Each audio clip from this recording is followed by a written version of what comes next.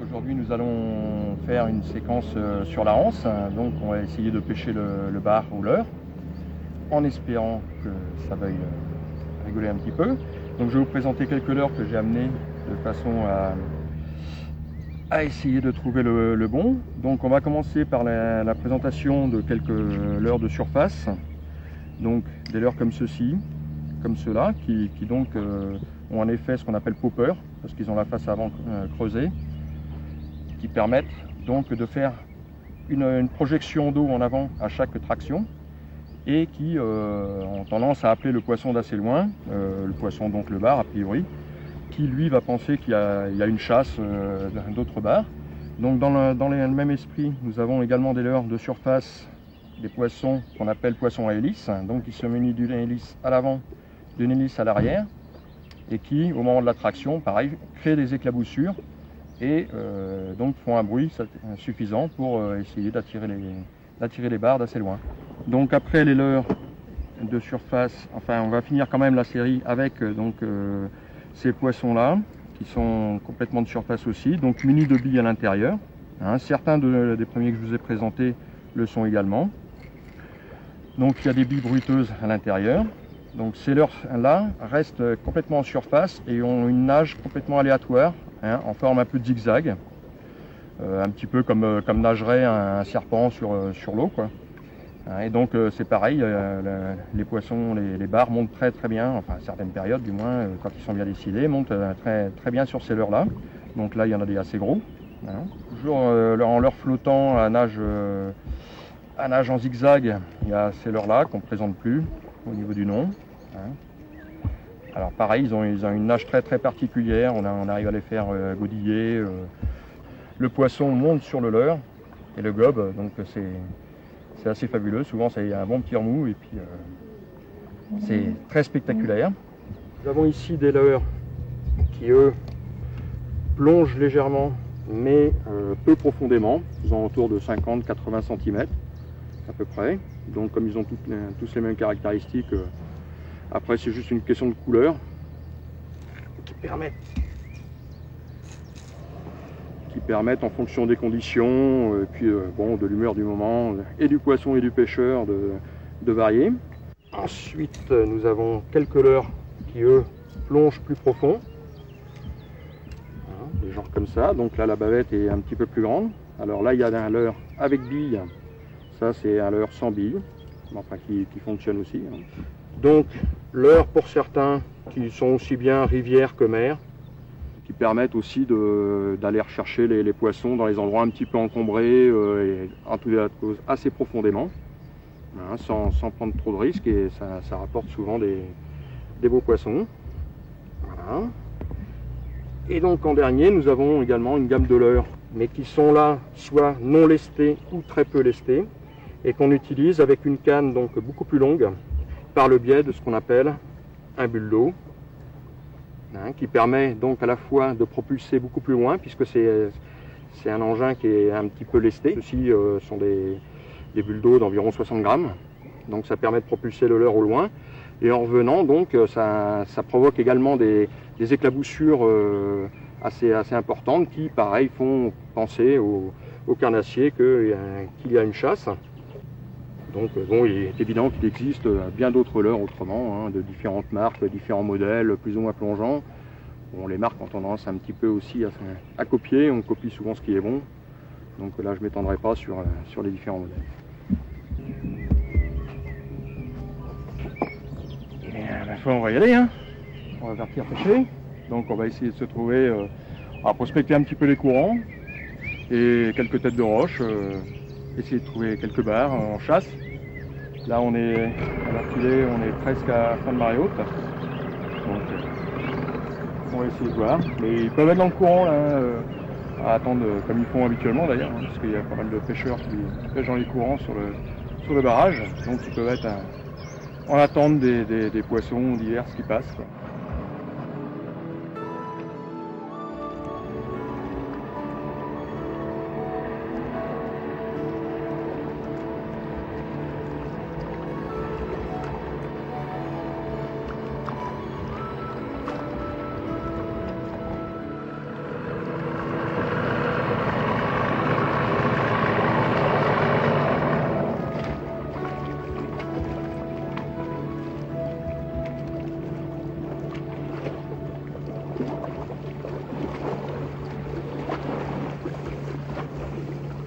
on va arriver sur un poste là qui donc présente l'avantage d'avoir une petite avancée rocheuse et suivi tout de suite par un cassant. Le courant longe. Donc là je vais vous faire un montage bulle d'eau de façon à pouvoir prospecter toutes les parties, limite du courant, bordure. On va installer ça. Donc je descends.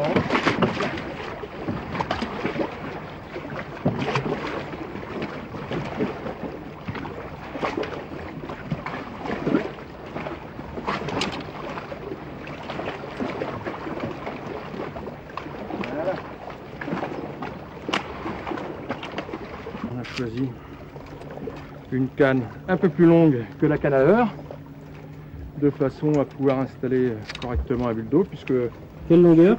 Sur un bulle d'eau, comme on va le voir, il y a donc environ 1,50 m de bas de ligne à mettre derrière le bulle d'eau.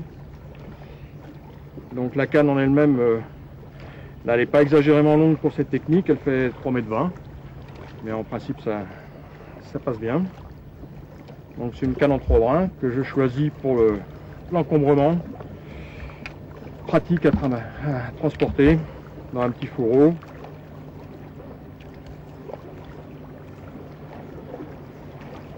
Là l'eau est belle aujourd'hui, le temps est calme, l'eau est belle, il n'y a pas beaucoup d'algues, c'est impeccable. Mais oui, généralement en Rance, de toute façon, bon, à part quand il pleut beaucoup ou qu'il y a des grosses marées, l'eau est en général assez belle quand même. Donc sur ces modèles là, alors nous avons 2 émerillons ici et une boucle là qui finalement ne sert à rien quand on monte un bulle d'eau qui s'appelle en l'occurrence un bulle rag. Donc on installe le corps de ligne sur l'un des 2 émerillons ici et le bas de ligne qui part sur l'autre émerillon avec le leurre au bout. Donc on va faire notre montage. Corder le premier émerillon par un nœud qu'on a déjà vu, donc qui s'appelle le nœud Palomar. Donc là je double le fil assez largement puisque va falloir repasser le bulle dedans. Je forme une boucle simple. Et là, avant de venir resserrer l'ensemble, je repasse mon bulle d'eau dedans.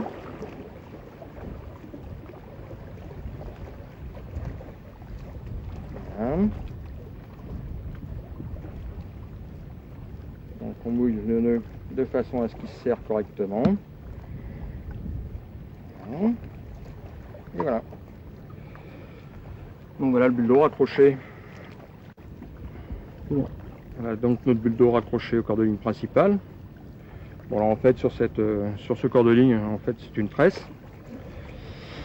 Et là on va préparer le bas de ligne auquel on va joindre un leurre. Alors je ramasse les déchets de tresse et tout, jamais laisser traîner. Donc je récupère toujours mes déchets de tous les bouts de fil et autres que je coupe, je les récupère et je les mets à la poubelle chez moi parce qu'il est inutile de les laisser traîner. Ça fait des ordres dans la nature et en plus les oiseaux peuvent s'en mettre les pattes dedans, ce qui n'est jamais bien agréable. Voilà. Donc là, on va mettre un bas de ligne. Donc là, on prend ce qu'on appelle une brasse, à peu près.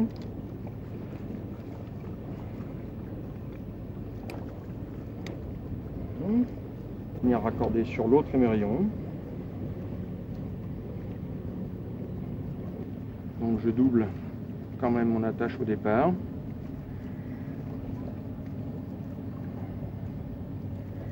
On fait 5 ou 6 spires. Je repasse dans la boucle initiale. Je repasse dans la grande boucle. Voilà. Mouille toujours le nœud pour que le nylon glisse bien.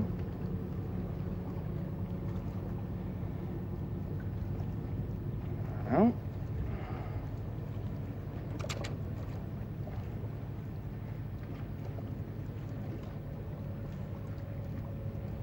Coupe l'excédent de fil.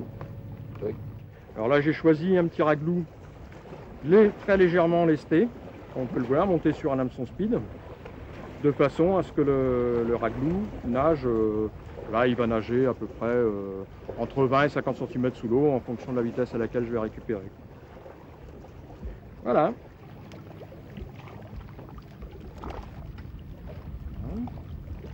Donc, toujours ralentir le montage au moment où il va toucher l'eau, de façon à propulser le raglou devant le leurre devant le raglou, de façon à ce que ce soit nageant et que ce ne soit pas emmêlé. Donc en fait, sur cette pêche-là, on fait une récupération assez rapide. Alors la couleur du bulle d'eau, la question est parfois posée.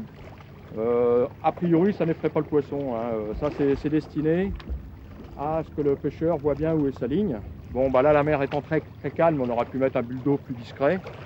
Quand la mer est bien formée, ça peut être pratique d'avoir un bulle d'eau de couleur bien voyante, de façon à suivre la ligne.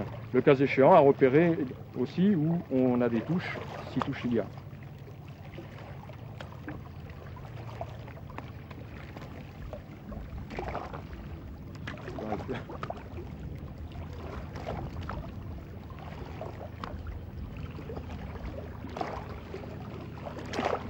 Donc comme on le voit là, le bulle d'eau fait un sillage en faisant des bulles, ce qui n'est pas un handicap, bien au contraire, puisque donc le bar, on en revient toujours à ça, est un poisson chasseur qui, par esprit de compétition, va essayer de voler la proie aux autres bars potentiellement présents sur le poste. Et donc comme ce bruit imite vaguement un bruit que font les bars lorsqu'ils chassent, par curiosité, il va venir voir et il détecte le leurre qu'il y a derrière. Et toujours par esprit de compétition, on va essayer de le piquer à son concurrent potentiel.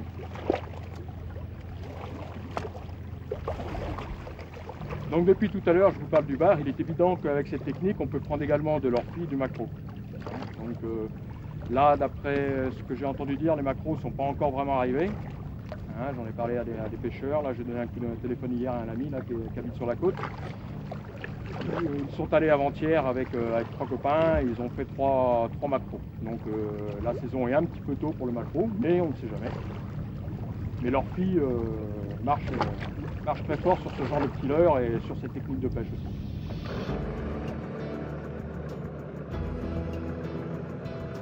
Après avoir parcouru 120 km au travers de la campagne bretonne, c'est entre Dinard et Saint-Malo que se jette la Rance.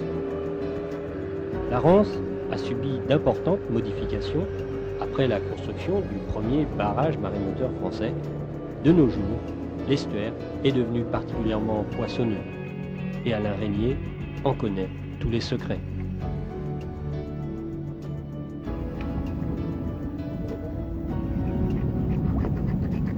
Vous avez quelque chose, hein? Oui, je crois. Ah. Qu'est-ce que ça va être? Non, ça doit être un lieu, ça. Un lieu? Sentir, oui. La touche. On est sur une base à lieu de toute façon. Ah oui. Donc il y a des chances. Ah bah oui. Hop là.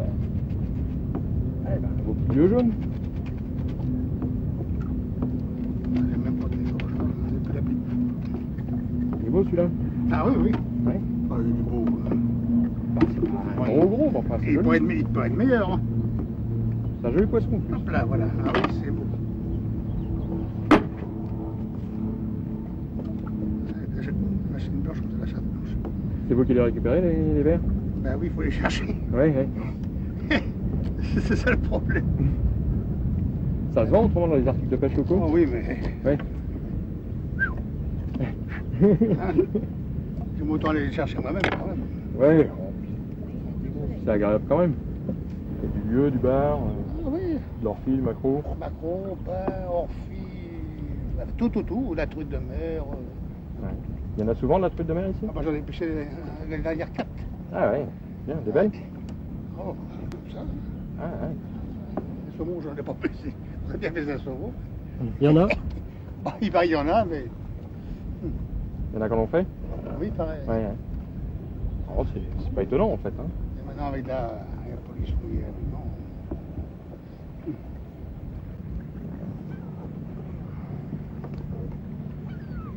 Et vous allez chercher le lieu aussi? Oui, oui. Et cette année, il n'y a pas eu cette année. Non? Cet hiver, il y en a eu un peu. Cet hiver? Oui. Ouais. Ça marchait mieux? Des jolis poissons? Comment? Des beaux poissons? Ah oui, oui, non, mais l'hiver, ils sont un petit peu plus gros. Hein. Ouais, ouais. À l'époque de maintenant, en général, c'est les plus petits. Le plus beau poisson dans la Rance. Plus beau souvenir. Le plus beau souvenir, bah, il y À a Saumon. 15-20 ans, c'était à Saumon. Ah, comme quoi. Et vous Une l'avez... morue 13 livres aussi. Et Une morue de 13 livres. Ouais, Eh ben, ici. Il y a On avait d'autres des aussi, amis enfin, qui bon. venaient d'Alaska et nous, on ramenait un beau saumon frais. eh ben. On avait Un pris saumon là-bas. breton. Voilà, Oui, un saumon on avait breton. pris juste en face ville là-bas. Ah Sauf oui. qu'on a perdu les œufs parce qu'on ne savait pas quoi en faire. Mais Mais bon, c'était bon. Il y a quand même 4,5 kg hein, ça, c'est bon. Oui. Quel poids? 4,5 kg. Aujourd'hui, il y en a toujours? Oui, mais enfin bon, il y en a un de pêché tous les deux ou 3 ans. quoi. Ah oui. Des trucs de mer, on nous a dit, il y avait aussi. Oui. Oui. Oui. Côté, oui. Moi maintenant aussi. Oui. C'est-à-dire avant, il y avait des vaches de truites aussi et tout. Donc, c'était bien les défrites qui s'échappaient de là. Quoi. C'est possible aussi. C'est possible aussi. Là, ça finissait suite de mer. Quoi. Ouais. Bon, ben, ça, c'est pas à la pareil. Hein. secousse, La touche c'est n'est pas la même. touche, c'est pas la même. Ah oui, t'as un petit peu là. Thierry, là, pour là. Maintenant, il est là. Coquille jaune. Mais c'est meilleur. Hein. Oui. Oui. N'est-ce pas? Oui. Et celui-là, c'est un beau. Hein. C'est maillé le lieu. C'est maillé le lieu jaune. Oui. Oui. Voilà. Bon, je suis dry. Là, il fait 700 grammes. Après, Merci. Merci. Voilà. Parfait. ça, vous aurez eu la chance de... Envoyer en direct. Voilà. Ouais, c'est bien le seul qu'on va prendre tout de suite. Ah oui, il y en a un autre là-bas. Oui, si, c'est C'est une vieille. C'est une vieille. Il y en a un autre là? Oui. Il y en a beaucoup.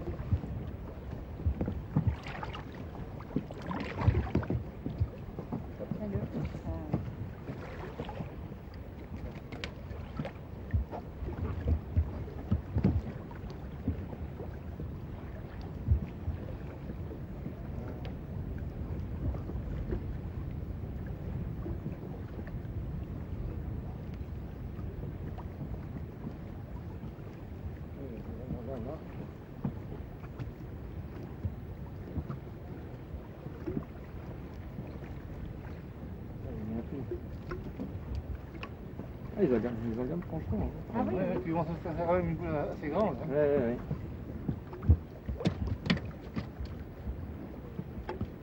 Et apparemment, vous lui portez chance. Oui, c'est ce qu'on nous a déjà dit tout à l'heure.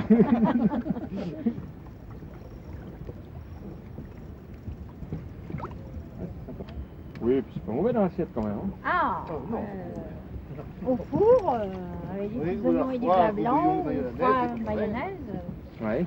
on peut l'arranger de toutes les sauces, hein, le lieu. Mhm. Ça passe bien. Pas de problème.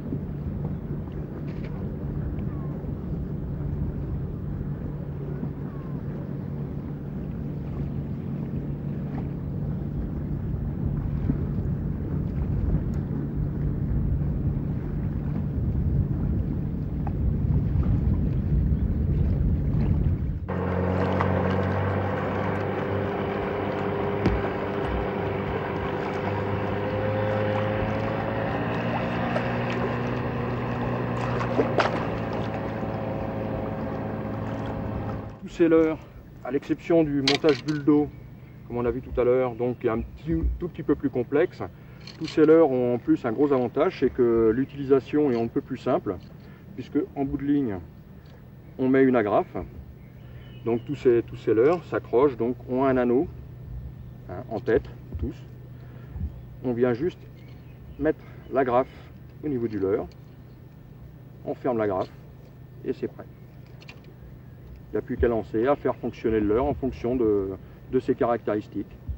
Donc ce système d'agrafe permet donc de changer très rapidement en fonction des circonstances.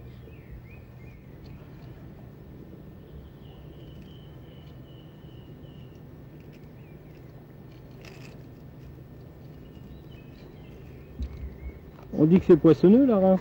Ah oui, très poissonneux. Oh, il y a du poisson. Il y a quoi en général? Oh, il y a tout. Bon, il y a bar, lieu, taco, enfin, Il y a de tout. il y a tout, il y a toutes les races. Il y a de la margate? Oui, mais maintenant ça y est, ça diminue là. Ouais. Oui. On en a fait il y a un mois là. Mhm. On a fait pas mal, puis là, il n'y a plus rien. Comment vous Bien. pêchez la margate? Ah ben, c'est en casier, avec un casier. Ah ouais, vous avez pêché. Ouais, Et au mois de septembre, on la pêche à la turlute. À la turlute, ouais. Mhm. Et vous essayez pas au printemps de pêcher à la turlute? Non, non, il y en a qui essayent là, mais ils en prennent quelques-unes là, mais Ouais. oh, c'est la petite. Ouais. Mm. Enfin, et donc par contre, au casier, ça marchait bien. Ah oui, au casier, ça marche avec. Ouais. Ouais. Vous avez quoi comme appât? Ah non, rien, c'est un comment, on met quelque chose de blanc dedans, et puis Ça les attire, elles il viennent rentre. dedans. Ah ouais, Ouais. ah, c'est phénoménal. Hein. Ouais, ouais. C'est juste une sorte de leurre qui est mise dans le casier, voilà. quoi. Hein, qui... Ils viennent voir ce Mhm. que c'est. Puis... C'est pendant la période de frais, quoi. Oui, oui. Ouais, elles sont attirées par tout ce qui, Voilà. tout ce qui est bouge un blanc petit peu, tout ce qui est aussi. clair. Mhm. J'ai donc mis là un leurre à effet popper, qui donc en plus de la bille intérieure qui lui permet de faire du bruit, projette donc des petites baguelettes à l'avant, hein, avec un bruit qui est, donc certains appellent un pop, hein, d'où le nom, et qui donc, comme on l'a vu tout de suite, est un leurre de surface. Donc on le ramène en faisant des petites tirées franches, de façon à ce que le leurre, lui, à l'autre bout, soit animé, donc de façon à provoquer les petits bouillons. Alors ce sont des leurres qui sont, en plus de la bille, là, qui sont plombés légèrement vers l'arrière, ce qui permet de les propulser assez loin, et en général, ils arrivent à peu près en bonne position dans l'eau, c'est-à-dire l'arrière le plus loin pour éviter l'emmêlage des hameçons. Ce qui n'empêche pas que, comme dans toutes les pêches au leurre, quel qu'il soit, au moment où le leurre va tomber sur l'eau, on arrête le déroulement du fil au niveau du moulinet en mettant la main sur la bobine en général, ce qui permet de refermer le pick-up en même temps. Et donc, comme ça, on peut commencer la récupération du leurre immédiatement. En général, il faut démarrer tout de suite. Il ne faut pas laisser le leurre trop longtemps sur place immobile. Chaque année, durant le mois de juin, est organisée à la cale de Plouer-sur-Rance la fête de la margate ou de la sèche.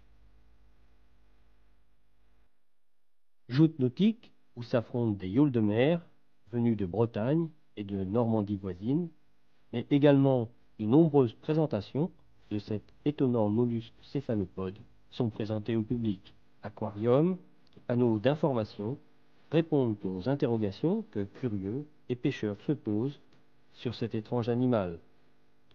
À partir de la fin du printemps et durant tous les mois d'été, on peut pêcher sans problème les margates de la Rance.